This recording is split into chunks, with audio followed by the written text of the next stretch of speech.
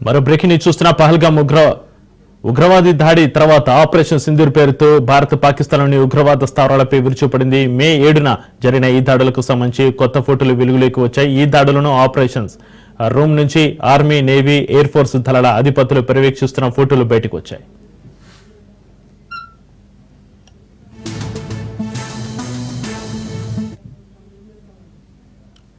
Army chief general Upendra Dwivedi, navy chief admiral D K Tripathi, వైమానిక దళ chief air chief marshal A P Singh, ఒక senior army అధికారి యుద్ధ గదిలో ఉన్నట్లుగా చూపించే 2 కొత్త చిత్రాలు విడుదలయ్యాయి. మరో ఫోటోలో మే 7న ఆపరేషన్ సింధూర్ ప్రారంభమైన తెల్లవారుజామున 1:05 జనరల్ ద్వివేది సీనియర్ అధికారి స్క్రీన్ చూస్తున్నట్లుగా ఉంది. ఆపరేషన్ సమయంలో రియల్ టైమ్ అప్డేట్స్ చూస్తున్నారు.